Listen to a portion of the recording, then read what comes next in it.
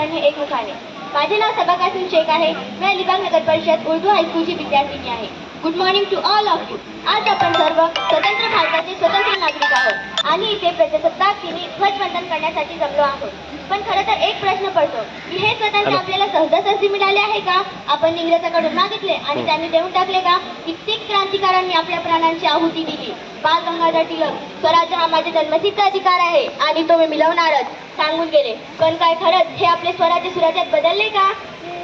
सुभाष चंद्र बोस, तू मुझे खून दो मैं तुम्हें आजादी दूंगा। ये सचमुच जो खून आज हमारे जवानों का बह रहा है वो हमें आजादी की कीमत बता रहा है क्या?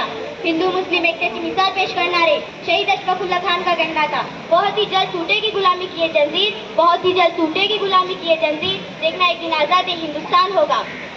टीपू सुल्तान, इतिहास बदलने के लिए लड़ना पड़ता है, इतिहास बदलने के लिए लड़ना पड़ता है, इसे सुनाने से कोई राजा नहीं बन जाता। हे किती क्रांतिकारी विचार होते त्यांचे। वीर सावरकर, ने माझ्याशी परत मातृभूमीला सागरा प्राण तळमळला। आजचा शिक्षित तरुण जेव्हा बाहेर देशात स्थायिक होतो तेव्हा या ओळींचा अर्थ समजून येतो। कित्येक क्रांतीवीर हसत हसत कासावर गेले, आपल्या डोळ्यातून एकही अश्रू न काढता सांगून गेले, साथ थमती गई नब्ज जमती गई, साथ थमती गई नब्ज जमती गई, फिर भी बढ़ते कदम को न रुकने दिया।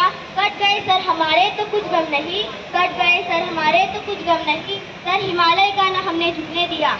मरते मरते रह गए बाकपन साथियों, अब तुम्हारे हवाले वतन साथियों।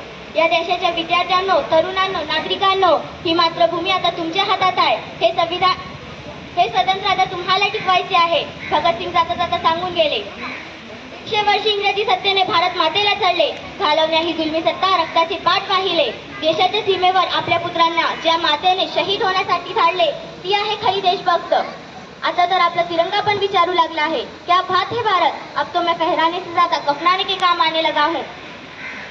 महोदय, हृदय तो उस दिन टूट गया जब एक बूढ़ी माँ अपने बेटे के चितड़ों को देखकर कहती है, साहब आप भर्ती में 1 इंच भी कम नहीं लेते तो मैं आधा शरीर कैसे ले लूं।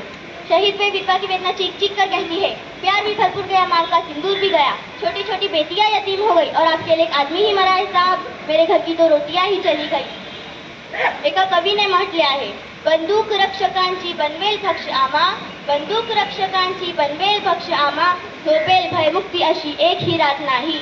माझा देश आता माझ्या हातात नाही, गर्दीत माणसांचा माणूस शोधते मी।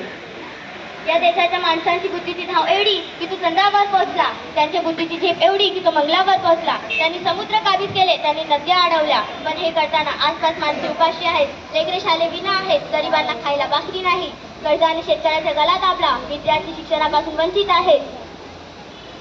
भिंतींना सिमेंटचा गिलावा तर आला, पण माणुसकीचा ओलावा पापुत्रे उडावे असा उडून गेला।